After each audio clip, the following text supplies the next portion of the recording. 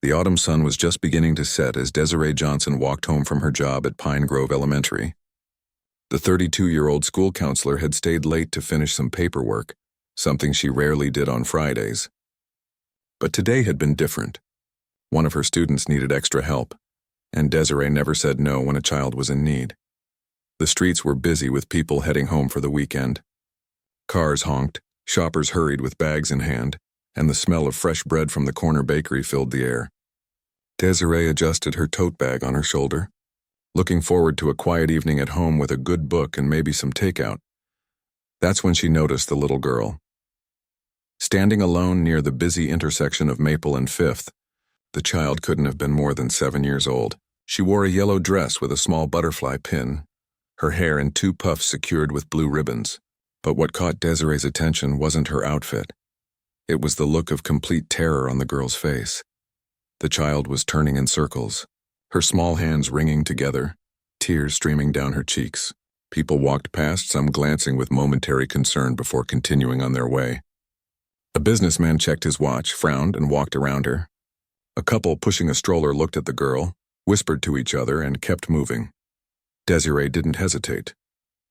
15 years of working with children had taught her how to recognize a child in distress, and this little girl was definitely in trouble. "Hey there," Desiree said softly, kneeling down a few feet away from the child. She made sure to keep some distance, not wanting to scare the girl more than she already was. "My name is Desiree.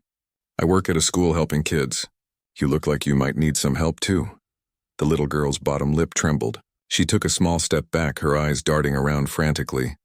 "I'm not supposed to talk to strangers," she whispered, her voice barely audible above the traffic noise. Desiree nodded, staying exactly where she was. "That's very smart of you. Your parents taught you well." She reached into her tote bag and pulled out her school ID badge, holding it up for the girl to see. "See this? This says I help kids at Pine Grove Elementary, but I understand if you're still not sure about talking to me." The girl looked at the badge, then back at Desiree's face. "I can't find my mom," she finally said, fresh tears welling up. "We were shopping and I saw a puppy in a window, and when I turned around..." Her voice broke into a sob. "That must be really scary," Desiree said, her heart aching for the child. "I bet your mom is looking everywhere for you right now. What's your name, sweetheart?" "Maya," the girl answered, wiping her nose with the back of her hand. "Nice to meet you, Maya. That's a beautiful name," Desiree said with a warm smile. "And where were you and your mom shopping?" "Do you remember the store?" Maya pointed down the street. "The big place with the fountain inside. Mom was looking at shoes." "The Westview Mall," Desiree nodded. "That's not too far from here. You must have walked quite a way." Maya's shoulders slumped. "I thought Mom might be outside looking for me. But now I don't know how to get back." Her lower lip quivered again. "Am I in trouble?"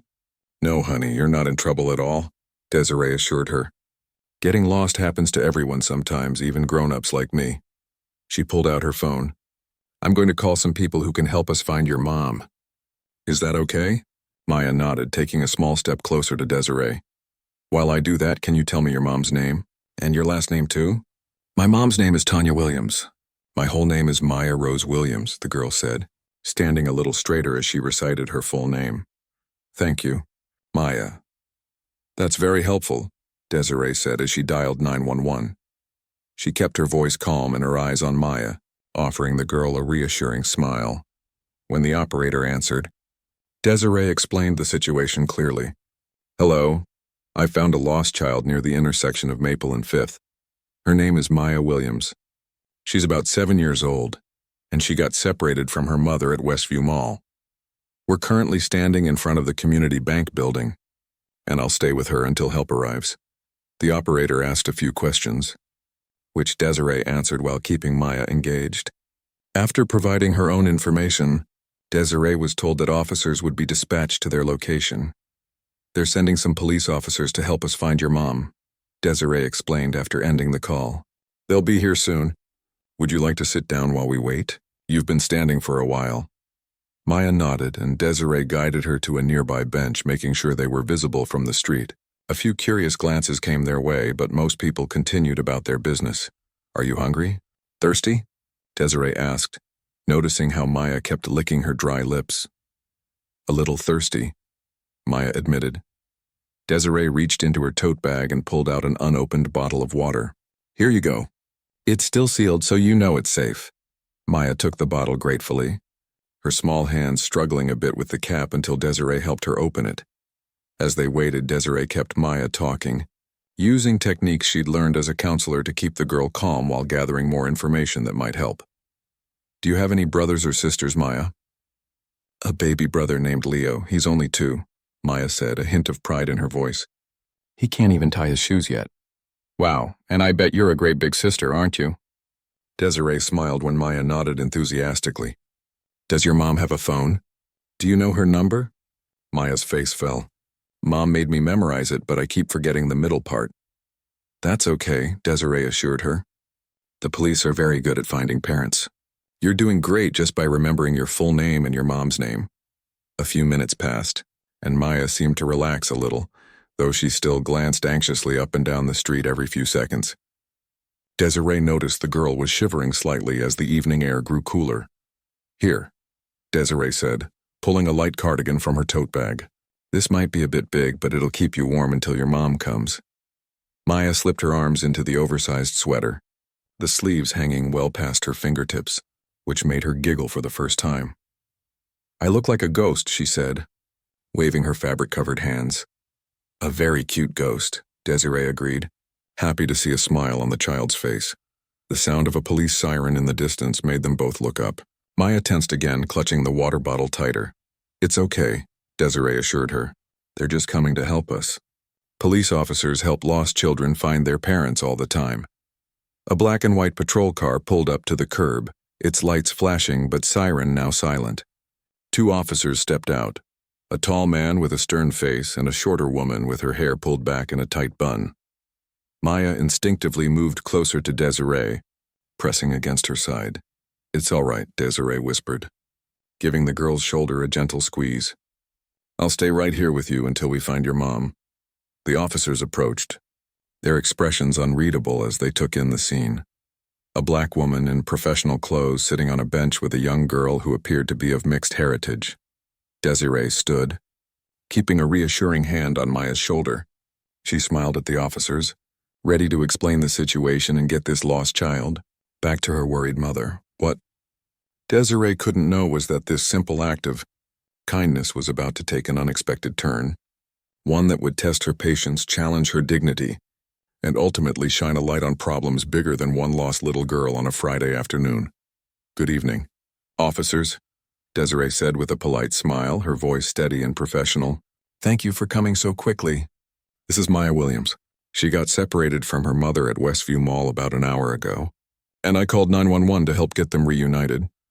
The taller officer's eyes narrowed slightly as they moved from Desiree to Maya and back again. Behind him, the setting sun cast long shadows across the sidewalk, and somewhere in the distance, a church bell began to toll 6 o'clock. The evening was just beginning, and so was their ordeal. The 2 police officers stood before Desiree and Maya, their shadows stretching long in the evening light. Officer Brennan, the taller one, kept his hand resting on his belt near his radio. His partner, Officer Chen, positioned herself slightly to the side, her eyes darting between Desiree and the little girl. I'm Officer Brennan. This is Officer Chen, the man said, his voice carrying none of the warmth or relief Desiree had expected. He didn't kneel down to address Maya or offer a friendly smile. Instead, he pulled out a small notepad. You reported finding a child? Yes, Desiree said, maintaining her pleasant tone despite the coolness of his response. As I mentioned, this is Maya Williams. She wandered away from her mother at Westview Mall. I found her about 20 minutes ago and called 911, right? Away, Officer Brennan wrote, something down without looking at Maya. And your relationship to the child is... Oh, we just met, Desiree explained. I was walking home from work when I noticed her standing alone at the intersection, clearly upset. I'm a counselor at Pine Grove Elementary, so I have training in helping children in distress. For the first time, Officer Chen spoke up. Ma'am, I'm going to need to see some identification. Desiree blinked, surprised by the request, but not alarmed. Of course. She reached for her purse slowly, conscious of not making any sudden movements. Years of living as a black woman in America had taught her the unwritten rules of police interactions. My driver's license is in my wallet, and I also have my school ID badge. She handed both items to Officer Chen, who studied them carefully before passing them to her partner. Officer Brennan frowned as he examined the IDs, then looked back at Desiree with an expression she couldn't quite read. "Desiree Johnson," he said, as if testing how the name sounded. "And you just happened to find this child wandering around?" The emphasis he placed on the word "happened" made Desiree's stomach tighten. There was something in his tone that suggested disbelief. "Yes, officer. As I said, I was walking home from work and—" "Maya," Officer Chen interrupted, turning her attention to the little girl. "Why don't you come over here and talk to me for a minute?" Maya's eyes widened and she pressed herself closer to Desiree. "I don't want to," she whispered. "It's just standard procedure," Officer Chen insisted, reaching for Maya's hand. "We need to ask you some questions away from other influences." Desiree felt a flicker of indignation but kept her voice level. "Officer, Maya is understandably frightened. Perhaps we could—" "Ma'am, please step back," Officer Brennan cut in sharply. "We need to establish what's going on here." A few passers-by had begun to slow down, watching the interaction with curious eyes. A man walking his dog paused entirely, his phone partially raised as if considering whether to record. "What's going on," Desiree said carefully, "is exactly what I told you. A child was lost, I found her, and I called 911. I'm trying to help." Officer Brennan's expression hardened. "Ma'am, I'm going to need you to step away from the child now." Maya's grip on Desiree's sweater tightened. "No," the little girl protested. "She's being nice to me. She gave me water and her sweater because I was cold." "Maya, honey," Officer Chen said, her voice suddenly syrupy sweet. "We just need to make sure you're safe. Come with me and we'll find your mom." "But I am safe," Maya insisted, her voice rising with distress. "Miss Desiree called you to help find my mom." Officer Brennan stepped forward, physically placing himself between Desiree and Maya. "Ma'am, last time I'm asking you to step back." The crowd of onlookers had grown to about 7 or 8 people now. A woman pushing a stroller slowed down, her expression concerned. An elderly man with a cane muttered something to the younger man beside him. Desiree raised her hand slightly, a universal gesture of compliance. "Officer, I understand you're doing your job, but I think there's a misunderstanding here. I'm a school counselor. I work with children every day. I found Maya lost and upset, and I called 911, that's all. We'll get to the bottom of what happened," Officer Brennan said. His hand moved to rest on his holster, not drawing his weapon but making its presence known. "Now I need you to step back and let us do our job." The atmosphere had changed. What should have been a simple matter of reuniting a lost child with her parent had somehow become tense and adversarial. Desiree felt a familiar weight settle in her chest, the weight of being viewed with suspicion for no reason she could discern, other than the color of her skin. "Of course," she said quietly, taking a small step back. "But may I ask why I'm being treated like a suspect rather than someone who reported finding a lost child?" Officer Brennan's jaw tightened. "Ma'am, we've had reports of child trafficking in this area. When we get a call about an adult with an unrelated child, we have to be thorough." "Child trafficking?" Desiree repeated, genuinely shocked. "I called 911 myself." "Why would a trafficker do that?" "To establish an alibi, create a cover story," Officer Chen said as she finally managed to coax Maya a few feet away. "It happens more than you'd think." The implications of what they were suggesting made Desiree's blood run cold. They weren't just being cautious, they were actively suspicious of her, despite all evidence to the contrary. A young woman in the growing crowd raised her voice. "Hey, what's going on? Why are you treating her like that?" "Please stay back, ma'am," Officer Brennan called over his shoulder. "This is police business." Desiree noticed more phones being raised now. People were recording. Part of her felt humiliated, but another part was relieved to have witnesses. "Officer, I understand the need for caution." Desiree tried again, keeping her voice steady despite her rising anxiety. "But I'm the one who called you. My information should be on the dispatch record." I gave the dispatcher my full name and occupation. "You can verify everything I've told you." Officer Brennan turned back to her with narrowed eyes. "Are you telling me how to do my job now?" "No, sir. I'm just—" "Turn around, please." The command came so unexpectedly that for a moment Desiree thought she must have misheard. "I'm sorry." "Turn around and put your hands behind your back," the crowd murmured. Someone said, "What the hell?" Another voice called out, "She was helping that kid." Desiree felt dizzy with disbelief. "Officer, please. This is completely unnecessary. Turn around now or you will be charged with resisting." Maya had begun to cry again, louder now. "Leave her alone. She helped me. She helped me find you." Desiree met Officer Brennan's eyes for a long moment. In them, she saw no room for reason, no willingness to consider that he might be wrong. With a deep breath, she turned around slowly, her heart pounding so hard she thought it might burst from her chest. The cold metal of handcuffs bit into her wrists as Officer Brennan secured them with unnecessary force. The physical pain was nothing compared to the humiliation of being treated like a criminal in front of a growing crowd of strangers. And worse, in front of Maya, who was watching with horror and confusion. "Desiree Johnson, you're being detained while we investigate this situation," Officer Brennan recited mechanically. "This is wrong," Desiree said, her voice finally breaking. "I was trying to help. You can check with the 911 dispatcher. You can call Pine Grove Elementary, please." Officer Chen had pulled Maya even further away now. The little girl was struggling, trying to run back to Desiree. "She's my friend. She helped me. Why are you being mean to her?" A man in a business suit stepped forward from the crowd.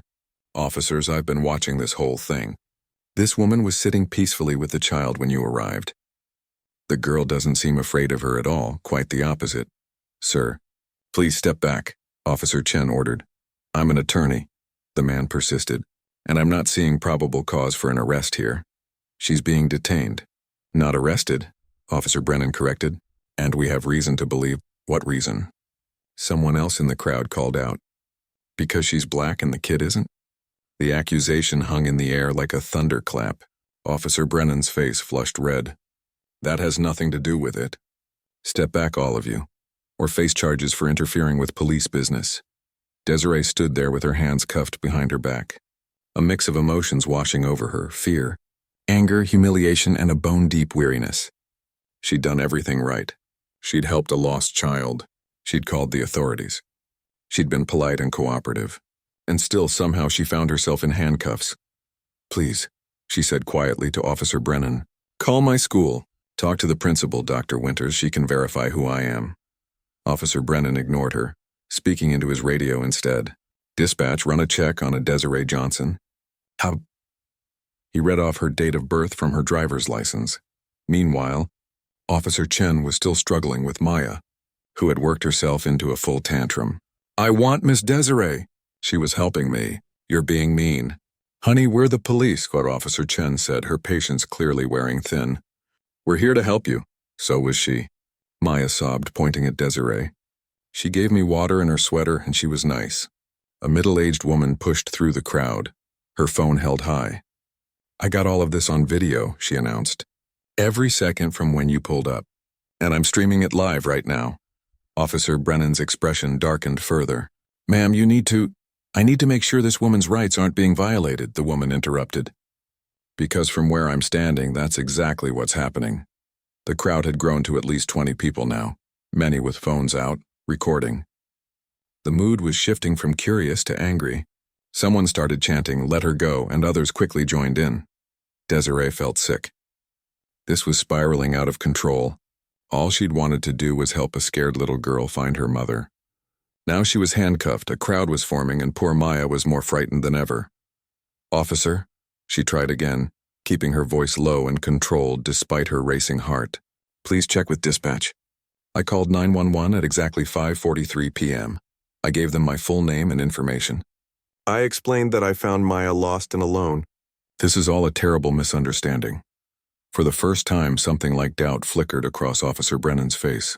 He stepped away slightly and spoke into his radio again, his voice too low for Desiree to hear over the growing noise of the crowd. Officer Chen had given up trying to calm Maya and was now holding the struggling girl firmly by the shoulders. "Someone find out where this child's mother is," she called to her partner. "I already told Miss Desiree," Maya cried. "My mom is at Westview Mall. We were shopping for shoes." The crowd's chanting grew louder. More people were stopping, drawn by the commotion.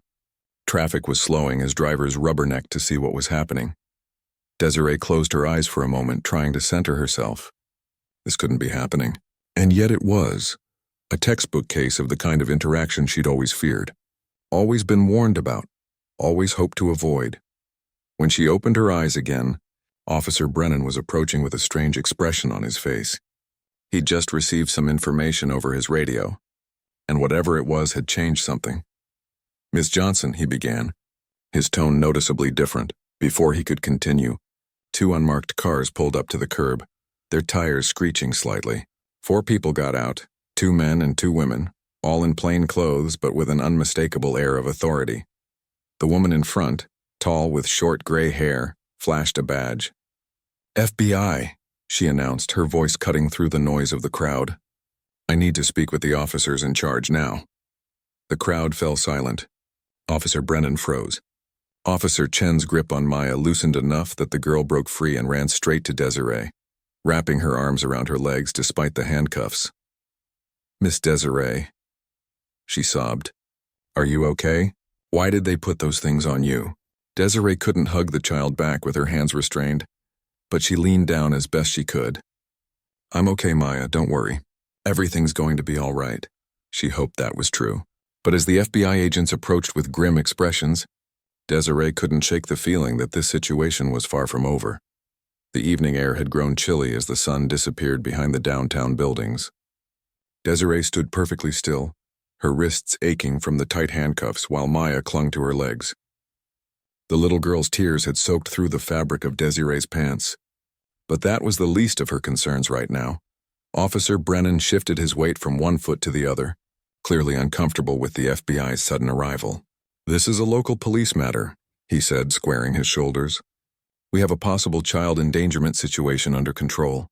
The gray-haired FBI agent raised an eyebrow. "Is that what you call this?" She gestured toward Desiree and the crying child wrapped around her legs.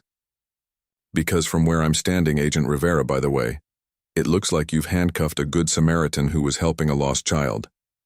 Officer Chen stepped forward, her chin raised defensively. "We were responding to a call about an adult with an unrelated minor. Given the recent child trafficking concerns in this area, we were the responding officers to a 911 call made by this woman," Agent Rivera interrupted, pointing to Desiree. "A call in which she clearly identified herself, her occupation, and the situation with the lost child. A call that dispatch relayed to you before you arrived on scene. Am I getting that right?" The crowd had gone quiet, everyone straining to hear the exchange. The tension in the air was thick enough to cut with a knife. Officer Brennan's face flushed red. "We were following protocol. When we arrive at a scene, we assess. Let's continue this conversation more privately," the second FBI agent suggested, a tall man with salt and pepper hair and deep worry lines around his eyes. "Agent Diaz," he added, flashing his badge briefly. Officer Brennan glanced at the growing crowd, many still recording with their phones, and nodded stiffly. "Fine." Agent Rivera turned to Desiree, her expression softening slightly.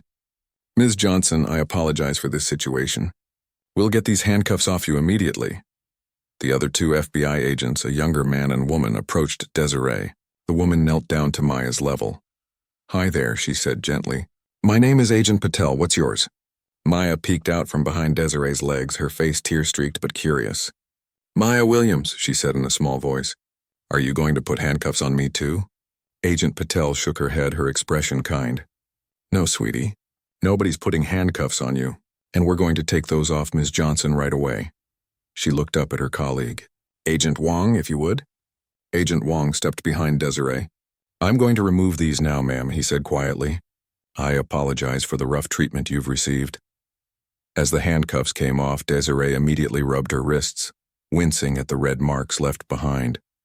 Then she knelt down to Maya's level, finally able to offer the hug the child so clearly needed.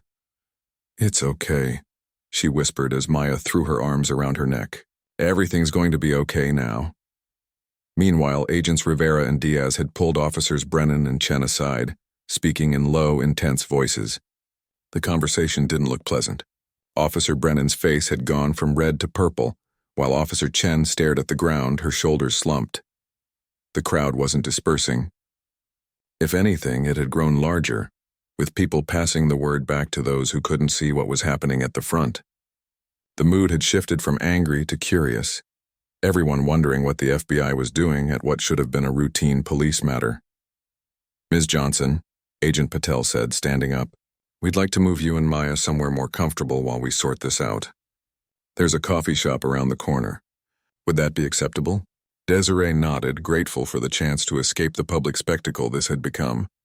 "Yes, thank you."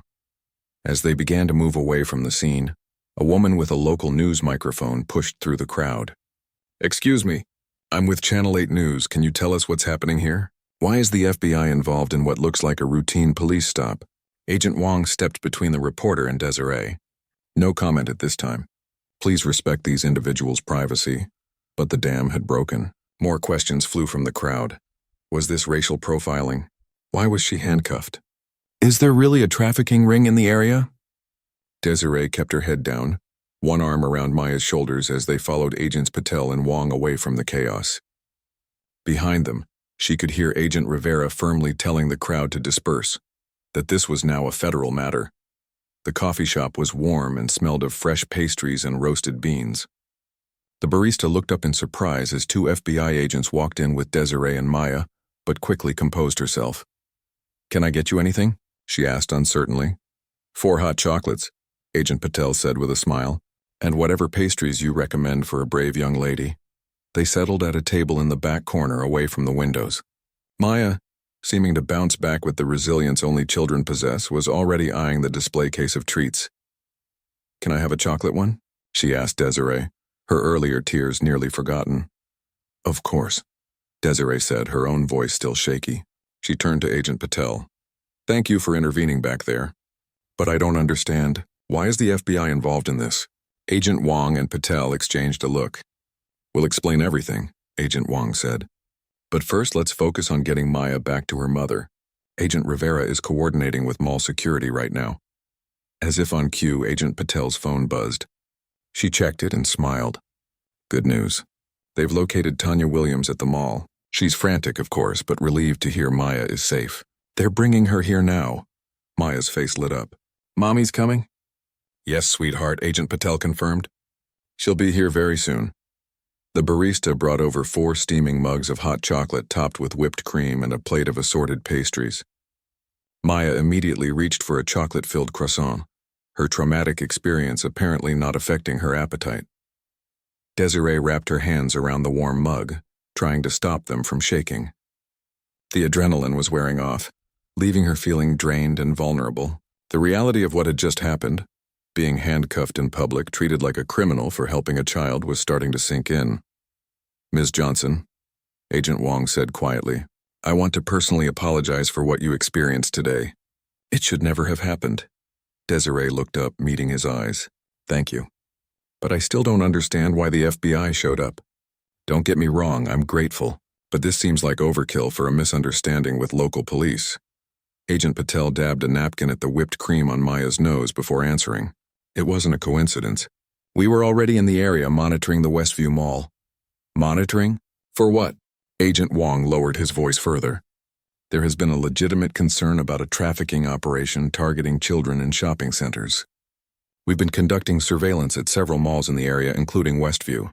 Desiree's eyes widened. "So Officer Brennan wasn't making that up?" "No, the concern is real," Agent Patel confirmed. "But the way they handled the situation with you was completely inappropriate. You did everything right, Ms. Johnson. Everything."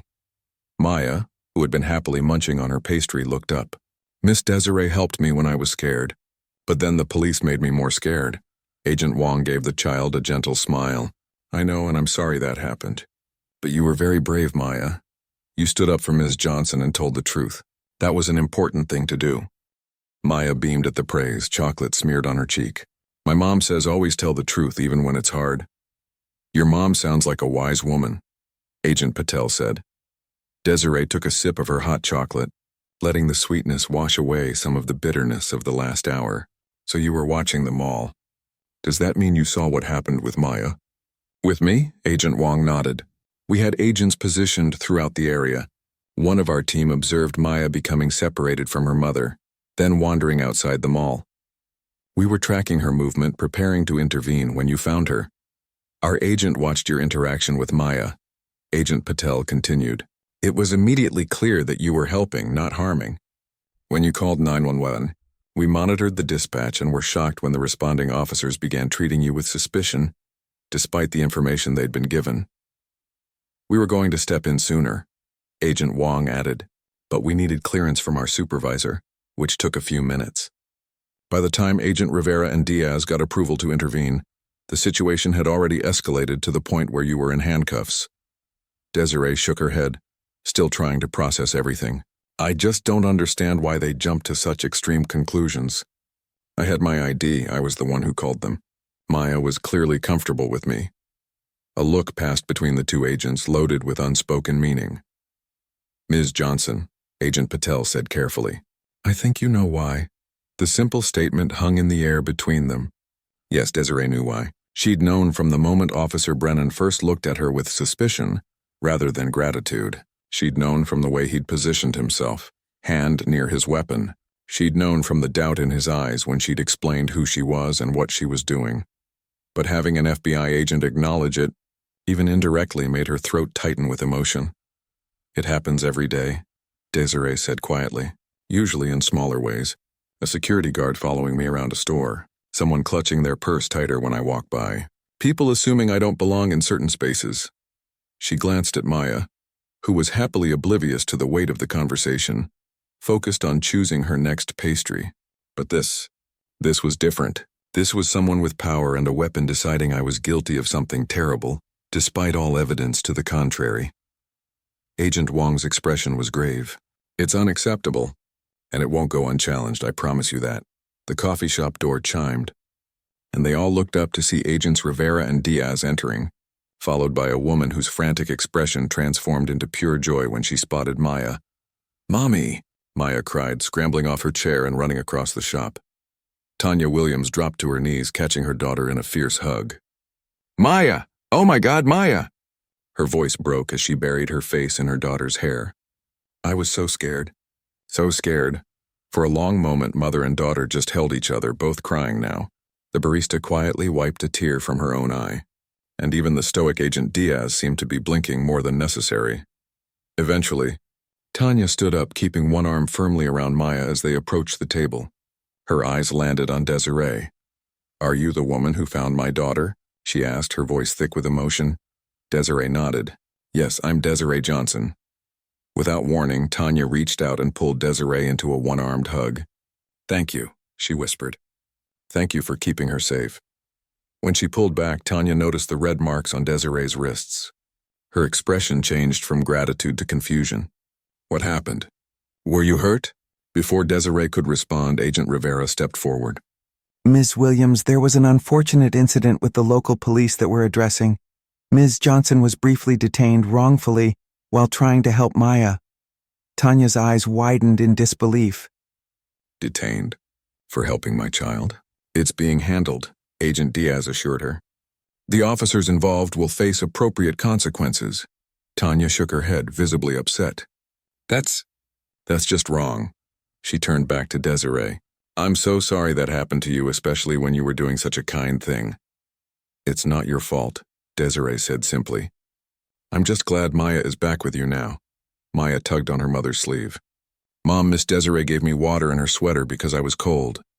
And then the police were mean to her and I told them she was helping me, but they wouldn't listen. Tanya stroked her daughter's hair. You did the right thing, baby.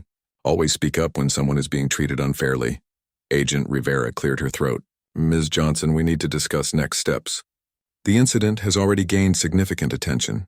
She held up her phone, showing a social media page where a video of Desiree in handcuffs was rapidly accumulating views and angry comments.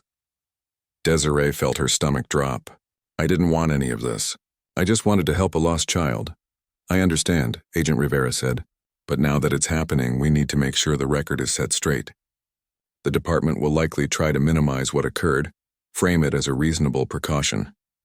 It wasn't reasonable, Tanya said firmly. And I won't let them say it was. My daughter and I will tell everyone exactly what happened. Agent Diaz nodded approvingly. That's good to hear. Accountability is important. As is change, Agent Rivera added. This kind of incident reflects deeper issues that need addressing. Desiree looked around the table at these unexpected allies. The FBI agents, Tanya, even little Maya, who had stood up for her when adults wouldn't listen. The unfairness of what had happened still stung, but she wasn't facing it alone. "What happens now?" she asked. Agent Rivera sat down, her expression serious. "Now we make sure this doesn't get buried or forgotten. Now we turn this incident into a catalyst for real change." Outside the coffee shop window, red and blue lights still flashed from the police cars at the scene of the original confrontation. News vans had arrived, reporters setting up cameras. The story was growing, taking on a life of its own. What had begun as a simple act of kindness on a Friday evening had become something much bigger, a very public example of the bias that too often infected law enforcement interactions. As Desiree watched the activity outside, she realized that while she hadn't asked for this spotlight, perhaps she could use it to shine light on a problem that needed fixing. Maya climbed onto the chair beside her, chocolate smudged on her chin. "Miss Desiree, are you still sad about the handcuffs?" Desiree smiled at the child's directness. "A little, sweetie, but I'm okay now, and I'm very happy that you found your mom." "Me too." Maya leaned her head against Desiree's arm. "You're a good helper. Those police people were wrong." Out of the mouths of babes, Agent Patel murmured.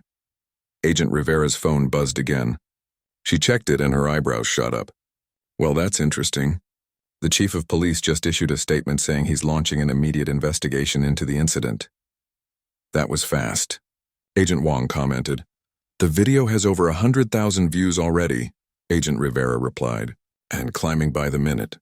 Tanya reached across the table and squeezed Desiree's hand. "Whatever you decide to do about this, we're behind you. You helped my daughter when she needed it. Now let us help you." Desiree looked down at their joined hands, one brown, one lighter, and felt something shift inside her. Maybe this painful experience could lead to something positive. Maybe her story could help ensure that the next person who stopped to help a child in need wouldn't end up in handcuffs because of the color of their skin. "Thank you," she said, squeezing Tanya's hand in return. "I think I'm going to need that help." Agent Rivera leaned forward. "Ms. Johnson, there's something else you should know. This situation is about to get even more complicated." "What do you mean?" "The reason we were able to intervene so quickly is that we had agents stationed nearby.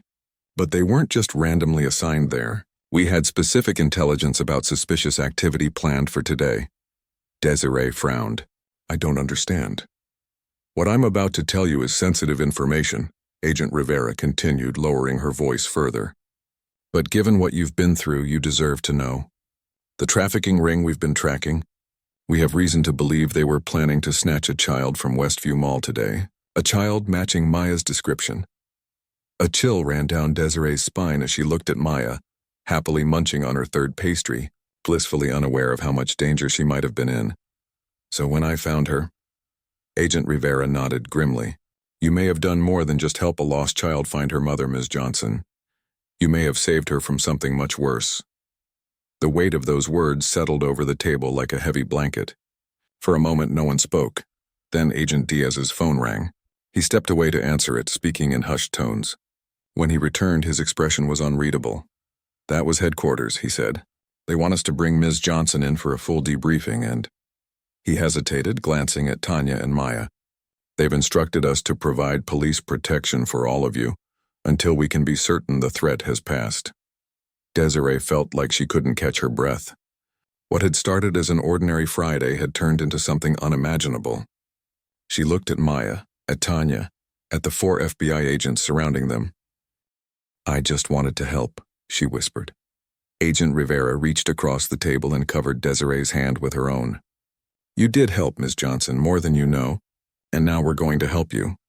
Outside, darkness had fallen completely.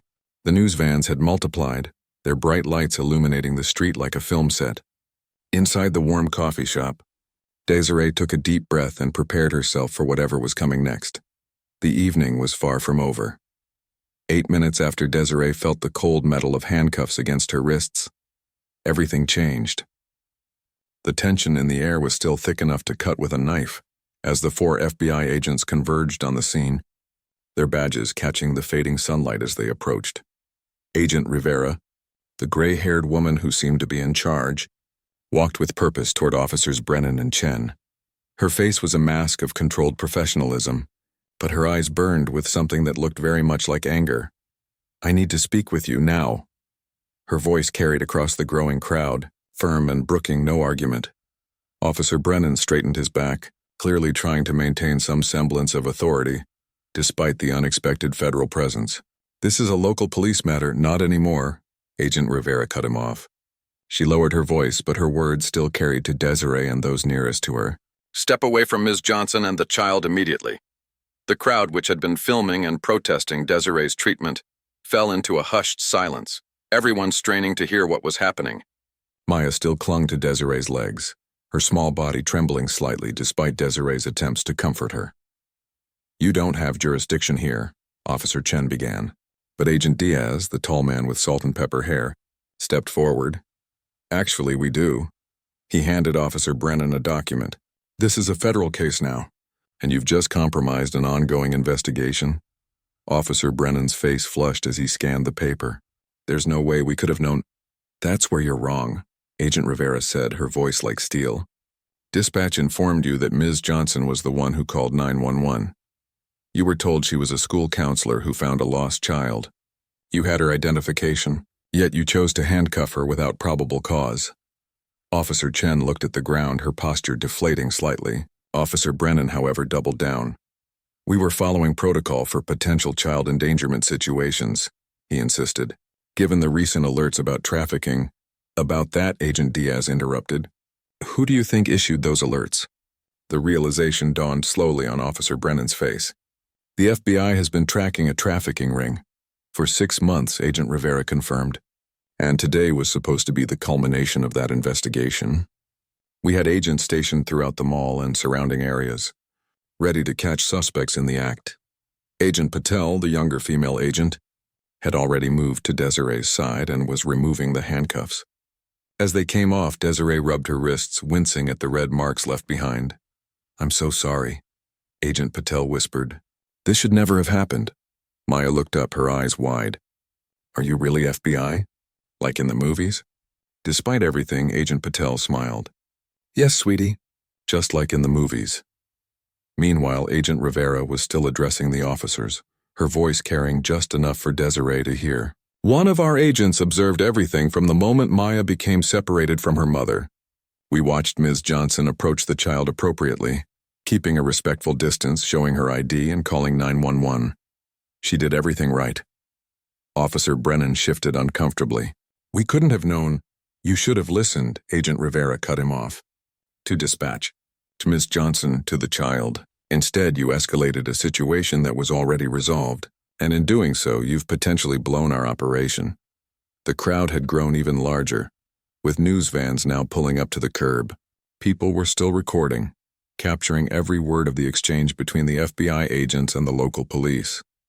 Desiree felt a complex mix of emotions: relief that the truth was coming out, embarrassment at being the center of such public attention, and lingering anger at how quickly she'd been criminalized for an act of kindness. Agent Wong, the 4th FBI agent, approached Desiree with a gentle smile. "Ms. Johnson, we'd like to move you and Maya somewhere more private. There's a lot we need to discuss, and I'm sure you could use a moment to catch your breath." Desiree nodded gratefully. "Yes, please. What about my mom?" Maya asked, looking up at Agent Wong with worried eyes. "She doesn't know where I am." "We're already in contact with her," Agent Wong assured her. "She's being brought to meet us right now." As they began to move away from the scene, Officer Brennan called out, "Wait, we haven't completed our—" Agent Rivera turned on him, her professional demeanor slipping just enough to reveal the fury beneath. "Your involvement is over, officer. You'll be hearing from your chief shortly. I suggest you prepare your explanation for why you handcuffed an innocent woman who was helping a child, despite clear information to the contrary." A ripple went through the crowd. Someone called out, "Yeah, explain that."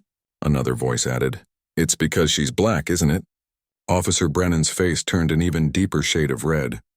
He opened his mouth to respond, but Officer Chen put a restraining hand on his arm, shaking her head slightly. Agent Diaz turned to the crowd. "Folks, we appreciate your concern, but we need to clear this area now. This is an ongoing federal investigation." Most people began to disperse, though the news crews stayed put, cameras trained on the scene. Agent Wong led Desiree and Maya toward a black SUV parked at the curb, while Agents Patel followed close behind. "Where are we going?" Desiree asked as Agent Wong opened the vehicle's door. "Just a few blocks away to a coffee shop we've secured," he explained. "It's quiet and we can talk freely there. Agent Rivera and Agent Diaz will join us shortly after they finish dealing with the local officers." As they settled into the SUV, Maya finally relaxed her grip on Desiree's hand. "Are you a good guy or a bad guy?" she asked Agent Wong with the directness only a child could muster. He smiled. "I'm one of the good guys, Maya, we all are. Our job is to keep people safe." "Then why did those police put handcuffs on Miss Desiree?" "She was keeping me safe." The question hung in the air for a moment. Agent Wong glanced at Desiree, his expression apologetic before turning back to Maya. "Sometimes people make mistakes," he said carefully, "even people whose job it is to protect others. That's why it's important to always speak up when you see something wrong, just like you did." Maya seemed to consider this, then nodded solemnly. "I told them she was helping me, but they wouldn't listen." "They should have listened," Agent Patel said firmly. "You were very brave to speak up." The SUV pulled away from the curb, leaving behind the crowd, the police cars with their flashing lights, and the news crews setting up for their live reports. Through the tinted windows, Desiree watched the scene recede, still trying to process everything that had happened in the span of less than an hour. "Ms. Johnson," Agent Wong said quietly, "I want you to know that what happened to you today was wrong on every level. Those officers' actions were not justified and they will face consequences." Desiree nodded, her throat tight with emotion. "Thank you, but I still don't understand why the FBI was there in the first place. It seems like an extraordinary coincidence." Agent Patel and Wong exchanged a look. "It wasn't a coincidence," Agent Patel said. "We've been tracking a trafficking operation that targets children in upscale shopping areas. We had intelligence suggesting they might be active at Westview Mall today." A chill ran down Desiree's spine as she glanced at Maya, who was now happily looking out the window, pointing at a dog being walked on the sidewalk. "You mean, we had agents in place throughout the mall and surrounding areas," Agent Wong confirmed. "One of them observed Maya becoming separated from her mother. We were about to intervene when you appeared and handled the situation perfectly. Our agent watched your interaction with Maya and reported that you did everything right," Agent Patel added. "You approached carefully, identified yourself, showed ID, called 911. By all accounts, you were exactly what Maya needed in that moment, a responsible adult who knew how to help a lost child." Desiree felt a wave of relief wash over her. At least someone had seen the truth of the situation from the beginning. "When the local police arrived and began treating you with suspicion despite the information they'd received from dispatch, our team was alarmed," Agent Wong continued. "We immediately requested authorization to intervene, but bureaucracy being what it is, it took 8 minutes to get the green light." 8 very long minutes, Desiree said quietly, rubbing her wrists again. The SUV pulled up in front of a small coffee shop. Through the windows, Desiree could see that it was empty, except for a barista behind the counter. A handwritten sign on the door read, "Closed for private event." "We called ahead," Agent Patel explained. "We have the place to ourselves." Inside, the coffee shop was warm and smelled of fresh pastries. The barista, a young woman with a nose ring and colorful tattoos peeking out from under her sleeves, smiled nervously as they entered. "Everything's ready," she said, "just like you asked." "Thank you," Agent Wong replied, slipping her what looked like a generous tip. "We appreciate your cooperation." He led them to a table in the back corner away from the windows. Maya immediately spotted the display case of treats and tugged on Desiree's hand. "Can I have a cookie?" she asked, momentarily forgetting the trauma of the past hour in the face of potential sweets. Despite everything, Desiree smiled. "Let's ask the agents if that's okay." "Of course it is," Agent Patel said warmly. "In fact, I think we could all use something sweet right now. Why don't you pick out whatever looks good, Maya?" While Maya deliberated between chocolate chip and double chocolate, Agent Wong turned to Desiree. "Ms. Johnson, I know this has been an incredibly difficult experience, but I need to ask you some questions about what happened, from the moment you first saw Maya until we arrived." Desiree nodded. "Of course." She recounted the entire sequence of events, spotting Maya alone near the busy intersection, approaching her carefully, showing her ID, learning that she'd become separated from her mother at the mall, calling 911, waiting on the bench, the arrival of officers Brennan and Chen, and the rapid escalation that followed. Agent Wong took notes as she spoke, occasionally asking for clarification on specific details. Maya returned with a plate full of cookies, seemingly content now that she had sweets and was away from the police, officers who had frightened her. So at no point did either officer ask you to explain the situation before they began treating you with suspicion? Agent Wong asked. No, Desiree confirmed. Officer Brennan immediately positioned himself between me and Maya, hand near his weapon. His tone and body language were hostile from the start. And you showed them both your driver's license and your school ID? Yes, right away when they asked for identification. Did they run your ID or check with dispatch to confirm you were the one who called 911? Desiree shook her head. Not that I saw. They just looked at my IDs and then continued treating me like a suspect. Agent Patel's expression was grim. This is textbook profiling. The door to the coffee shop opened and Agents Rivera and Diaz entered, followed by a woman who could only be Maya's mother. She had the same eyes and mouth, though her skin was several shades lighter than her daughter's. Mommy! Maya cried, jumping up from her chair and running across the shop. Tanya Williams dropped to her knees, catching her daughter in a fierce hug. Maya, oh my God, baby! Her voice broke as she buried her face in her daughter's hair. I was so scared. For a long moment, mother and daughter just held each other. Then Tanya stood, keeping one arm firmly around Maya as they approached the table. Her eyes landed on Desiree. Are you the woman who found my daughter? She asked, her voice thick with emotion. Desiree nodded. Yes, I'm Desiree Johnson. Without warning, Tanya reached out and pulled Desiree into a one-armed hug. Thank you, she whispered. Thank you for keeping her safe. When she pulled back, Tanya noticed the red marks on Desiree's wrists. Her expression changed from gratitude to confusion. What happened? Were you hurt? Before Desiree could respond, Agent Rivera stepped forward. Ms. Williams, there was an unfortunate incident with the local police that we're addressing.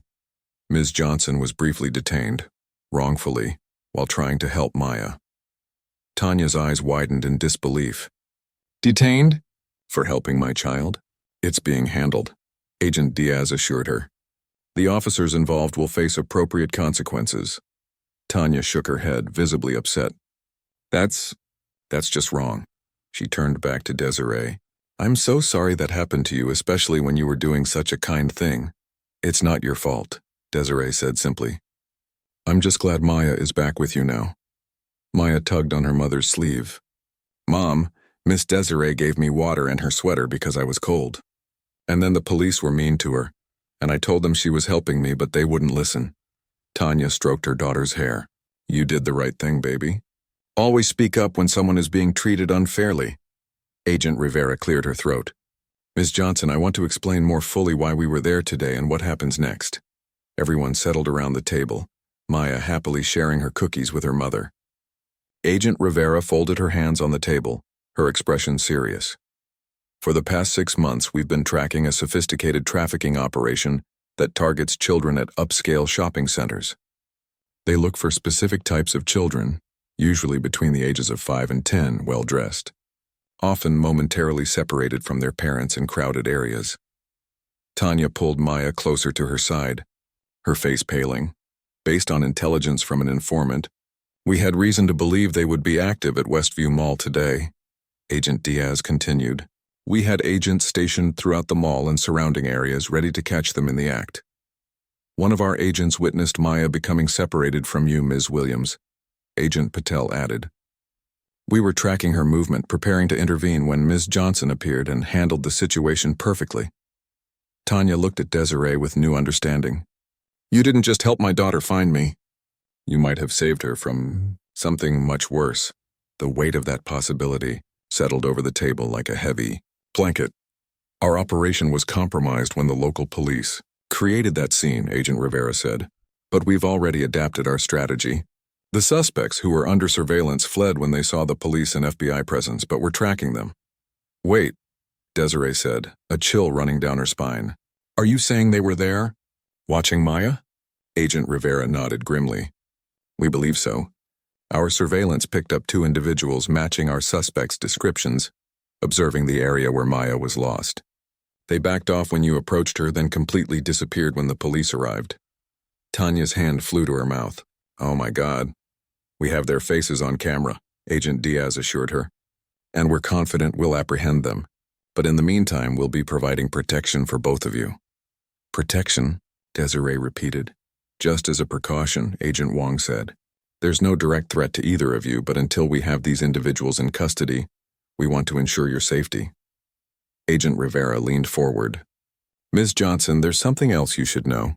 That video of your detention? It's gone viral. The story is already being picked up by national news outlets. Desiree felt her stomach drop. I didn't want any of this attention. I understand, Agent Rivera said. But sometimes we don't choose the spotlight, it chooses us. And in this case, it might actually help bring about some necessary change. The chief of police has already issued a statement saying he's launching an immediate investigation into the incident, Agent Diaz added. And the mayor's office has reached out to us about setting up a meeting with you. Desiree shook her head, feeling overwhelmed. This is all moving so fast. Tanya reached across the table and took Desiree's hand. Whatever you decide to do about this, Maya and I will support you. You were there for my daughter when she needed help. Now let us be there for you. Agent Rivera's phone buzzed. She checked it and her eyebrows shot up. The chief of police is requesting a meeting with all of us now. Now? Desiree echoed. The pressure from social media and news outlets is building by the minute, Agent Rivera explained. They want to get ahead of this before it becomes an even bigger story. What do you think I should do? Desiree asked, looking around the table at these people who had suddenly become central figures in her life. That's entirely your decision, Agent Diaz said. But if you do meet with them, you won't be alone. We'll be right there with you. And so will we, Tanya added firmly. Maya, who had been quietly eating cookies during this serious conversation, looked up at Desiree. Are you still sad about the handcuffs? The simple question, asked with a child's directness, brought unexpected tears to Desiree's eyes. A little, sweetie, but I'm feeling better now, Maya nodded solemnly. When I feel sad, my mom says to think about what would make things better. What would make you feel better? Out of the mouths of babes, Desiree thought.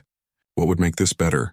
Not just for her, but for the next person who might find themselves in a similar situation?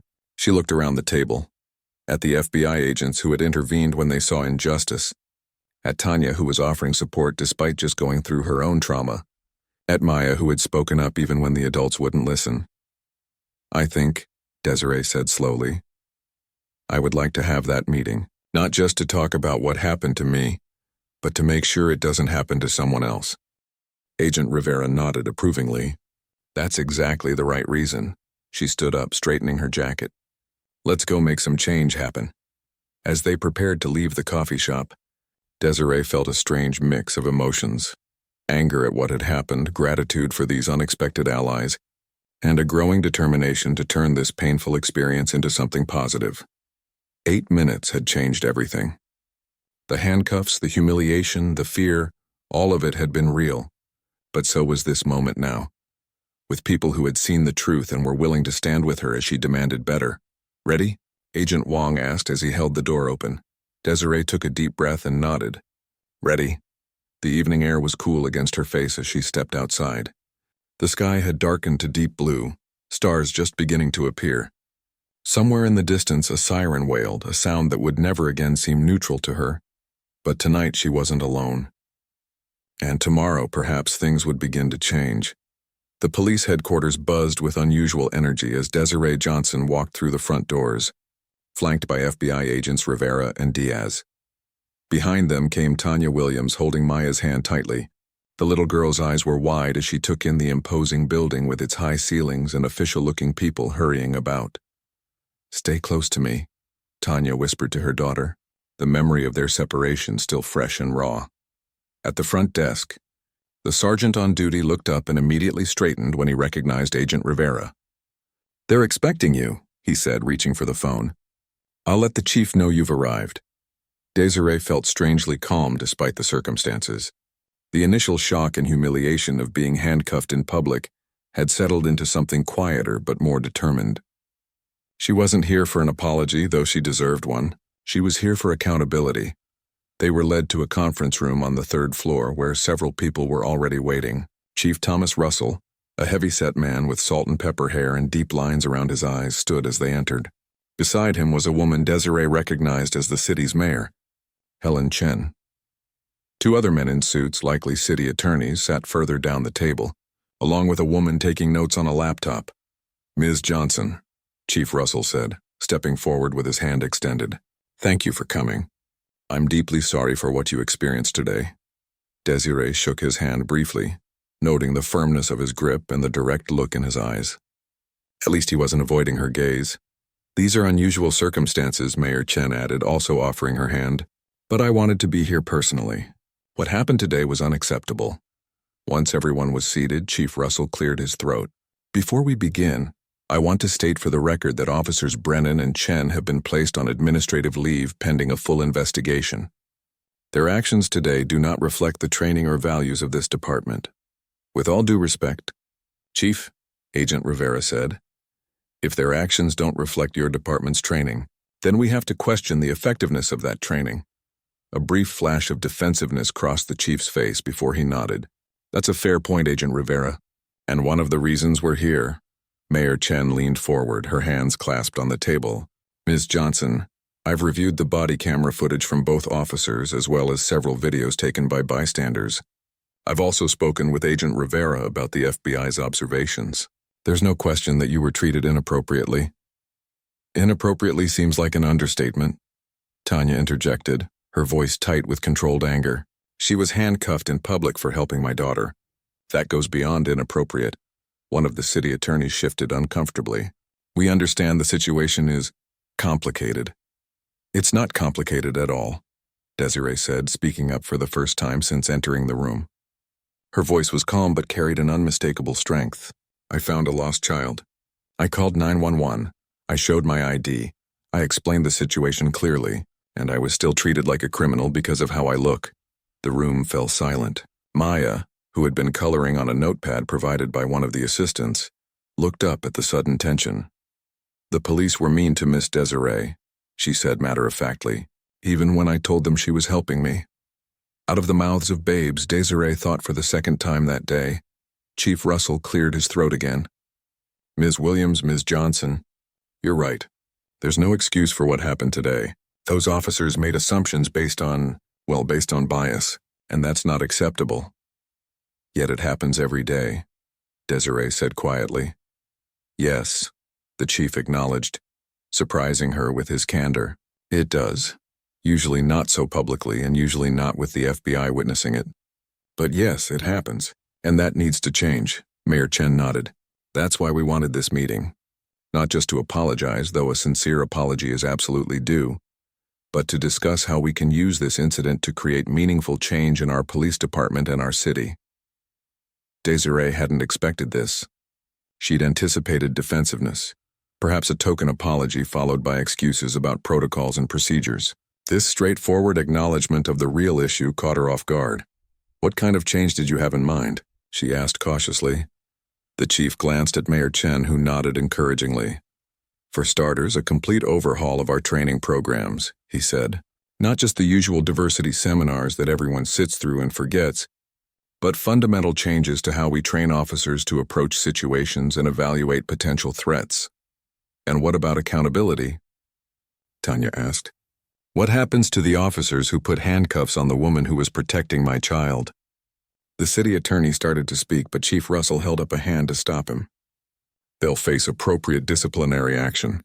I can't discuss specifics due to personnel regulations, but I assure you it will be more than a slap on the wrist. The body camera footage clearly shows that they ignored dispatch information and made assumptions based on racial bias," Agent Diaz pointed out.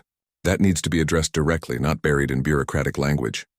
"It will be," Mayor Chen promised. "In fact, we'd like to establish a citizen oversight committee to review cases like this one. Ms. Johnson, we were hoping you might consider serving on such a committee." Desiree blinked in surprise. "Me?" "Yes," the mayor confirmed. "Your experience as an educator, your clear thinking under pressure, and now your first-hand experience with police bias would make you an invaluable voice." Agent Rivera leaned toward Desiree. You don't have to decide right now, she said quietly. Take some time to think about it. Desiree nodded, grateful for the support. She turned back to the mayor-in-chief. I appreciate the offer. I'll need to consider it carefully. Of course, Mayor Chen said. This has been a difficult day for everyone, especially you. Agent Diaz cleared his throat. There's another matter we need to discuss. The trafficking ring that was targeting children at the mall today. Chief Russell's expression grew serious. Yes. Agent Rivera briefed me briefly before this meeting. I've already assigned our best detectives to coordinate with your team. Good, Agent Diaz nodded. Because while what happened to Ms. Johnson was inexcusable, we can't lose sight of the fact that there are still dangerous people out there targeting children like Maya. Tanya pulled her daughter closer, as if trying to shield her from the very idea. Our agents lost track of 2 suspects when the situation with Ms. Johnson escalated, Agent Rivera explained. They likely fled when they saw the police presence. But that doesn't mean they won't try again, possibly at another location. We have facial recognition running on the mall security footage, Agent Diaz added. But in the meantime, we're recommending protective surveillance for both Ms. Johnson and the Williams family, just as a precaution. Tanya's eyes widened. You think we could be in danger? It's unlikely, Agent Rivera assured her. But these people saw Maya, and they saw Ms. Johnson intervene. We can't rule out the possibility that they might view either of you as a threat to their operation. Chief Russell leaned forward. I'll personally see to it that patrol cars monitor both of your homes regularly. And we'll have agents nearby as well, Agent Diaz added. Just until we apprehend these individuals. Maya looked up from her coloring. Are the bad people going to come get me? The innocence of the question broke Desiree's heart. No, sweetie, she said firmly. All these people are here to make sure that doesn't happen. Tanya hugged her daughter. That's right, baby. You're safe. One of the city attorneys, who had been largely silent, finally spoke up. There's also the matter of the media attention. This incident has already gone viral on social media, and several national news outlets have picked up the story. My phone hasn't stopped buzzing with notifications, Desiree admitted. I've already had 3 interview requests. The department will issue a formal statement taking full responsibility, Chief Russell said. But we can't control the narrative beyond that. Maybe we shouldn't try to, Mayor Chen suggested. Maybe this is exactly the kind of spotlight we need to drive real change. Desiree considered this. She hadn't asked to become the face of police bias. She'd just tried to help a lost child. But now that she was in this position, perhaps she had a responsibility to use it. If I do speak to the media, she said slowly, I want to focus on solutions, not just what went wrong. I don't want this to be about vilifying individual officers. I want it to be about changing a system that allowed this to happen. Mayor Chen nodded approvingly. That's exactly the kind of thoughtful approach we need. The meeting continued for another hour, discussing practical steps for both the immediate situation and longer-term reforms. By the time they finished, a concrete plan had emerged. The establishment of a citizen oversight committee, a complete review of police training procedures, regular community forums between officers and the neighborhoods they served, and transparent reporting of incidents involving potential bias. As they prepared to leave, Chief Russell approached Desiree privately. Ms. Johnson, I know words can seem hollow at a time like this, but I truly am sorry for what you experienced today. Desiree looked at him thoughtfully. Chief Russell, do you have children? The question seemed to surprise him. Yes, 2 boys, both in college now. Have you ever had to have the talk with them? Not about sex, but about how to behave if they're stopped by police? Understanding dawned in his eyes. No, Miss Johnson, I haven't. I don't have children yet, Desiree said. But when I do, I'll have to have that conversation. I'll have to teach them that despite doing everything right, they might still be treated as a threat because of how they look. That's the reality I live with. The chief was quiet for a moment. I can't imagine what that's like, he finally said. But I want you to know that I'm committed to creating a department where that conversation becomes unnecessary. I hope you succeed, Desiree said sincerely. For all our sakes. Outside the police headquarters, the evening had fully settled in. Stars dotted the sky above the city lights, and a cool breeze carried the scent of nearby restaurants and car exhaust.